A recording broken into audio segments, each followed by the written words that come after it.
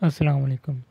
F a part 2 کا subject education, جس میں سے 100 نمبر کا پیپر آتا ہے۔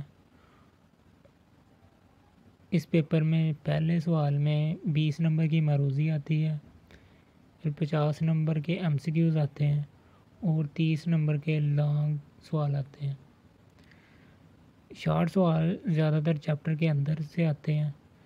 جو پہلے چیپٹر میں شارٹ کویشچن بنتے ہیں ان میں سے مدرسہ اور جامعہ میں کیا فرق ہے، امام غزالی کے 2 آداب معلم تحریر کریں، خلیفہ ہارون الرشید کے مدارس کے لیے 2 خدمات لکھیں، تدریج سے کیا مراد ہے، امام غزالی کے 2 آداب متعلم تحریر کریں، ابن خلدون 2 مقاصد تعلیم بیان کریں، ابن خلدون کا اصول تدریج تحریر کریں، عقلی اور نقلی علوم میں فرق کریں، ابن سینا کا مختصر تعارف تحریر کریں، علامہ زرنوجی کی شریک درس کے بارے میں کیا رائے ہے، برصغیر میں مسلمانوں کے نظام تعلیم کے 2 مقاصد تحریر کریں، دنیا کی قدیم ترین یونیورسٹی کون سی ہے۔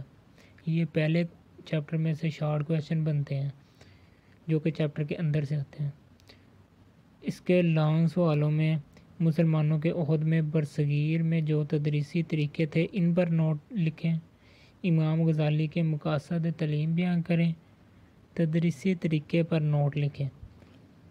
آگے دوسرا چیپٹر ہے۔ دوسرے چیپٹر میں جو شارٹ سوال بنتے ہیں وہ ان میں سے چارلس گرانٹ کون تھا، لارڈ میکالے کون تھا، 1813 سے 1854 تک برطانوی دور کے 2 اہم تعلیمی واقعات لکھیں، بینٹنگ ریزولوشن کے 2 نکات تحریر کریں، تحریک دیوبند کے لکھیں، علی گڑھ انسٹیٹیوٹ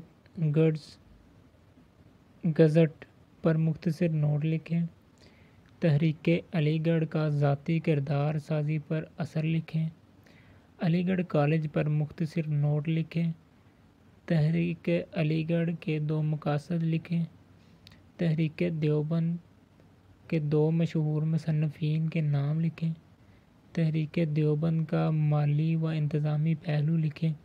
یہ دوسرے چیپٹر میں سے شارٹ کویشچن بنتے ہیں اور اس کے لانگ سوال ہیں، تحریک دیوبند پر نوٹ لکھیں، برصغیر میں برطانوی نظام تعلیم کے مقاصد بیان کریں، تحریک علی گڑھ کے 5 اثرات تحریر کریں، سر سید احمد خان کی تعلیمی خدمات لکھیں۔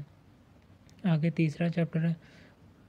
تیسرے چیپٹر میں جو شارٹ سوال بنتے ہیں وہ 1979 کی تعلیمی پالیسی کی روشنی میں اسلامی مدارس کا کردار لکھیں، تعلیمی پالیسی 1979 میں خصوصی بچوں کے لیے کی گئی سفارش لکھیں، تعلیمی کانفرنس 1947 میں اساتذہ کی تربیت کے متعلق تجویز لکھیں، 1947 میں تعلیم بالغاہ کے لیے کیا سفارش کی گئی۔ اس چیپٹر میں سے جو لانگ سوال بنتے ہیں وہ ان میں سے قومی تعلیمی پالیسی 1998 تا 2010 کے اہم خدوخال لکھیں، قومی تعلیمی پالیسی 1992 پر نوٹ لکھیں، قومی تعلیمی پالیسی 1979 کے اہم اہداف لکھیں، قومی تعلیمی کمیشن 1959 پر نوٹ لکھیں۔ آگے چوتھا چیپٹر ہے۔ چوتھے چیپٹر میں جو شارٹ کویشچن بنتے ہیں ان میں سے پاکستان اور بنگلہ دیش کی شرح خواندگی لکھیں، غریب یا مفلس کی تعریف لکھیں، معیار تعلیم کا مفہوم لکھیں، ترک مدرسہ پر قابو پانے پر 2 تجاویز لکھیں، معیار تعلیم کی بہتری کے لیے 2 تجاویز لکھیں، اقتصادی حالات اور معیار تعلیم میں تعلق بیان کریں، اساتذہ کا رویہ اور ترک مدرسہ میں تعلق بیان کریں، کون سے معاشروں اور قوموں کو دنیا میں برتری حاصل رہی ہے، نظم و ضبط و علامات تحریر کیجیے۔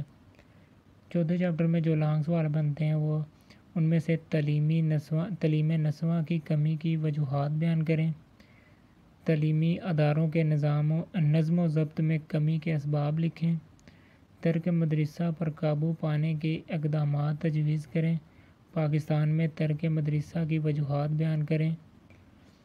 آگے 5واں سوال ہے، 5واں چیپٹر ہے۔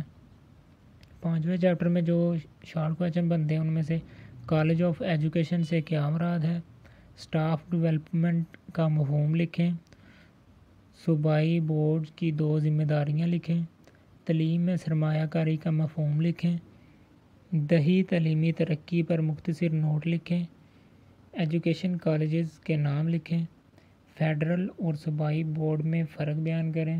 اس چیپٹر میں سے جو لانگ سوال بنتے ہیں ان میں سے پاکستان میں یونیورسٹیوں کی تعلیم پر تفصیلاً لکھیں، ٹیکسٹ بک بورڈ پر نوٹ لکھیں، شعبہ تدوین نصاب صوبائی وزارت تعلیم پر نوٹ لکھیں، صوبائی محکمہ تعلیم پر نوٹ لکھیں۔ دوستو ویڈیو پسند آئی تو لائک کیجئے گا اور چینل کو سبسکرائب کیجئے گا تاکہ میری آنے والی ویڈیو سے آپ جلد آگاہ ہو سکیں۔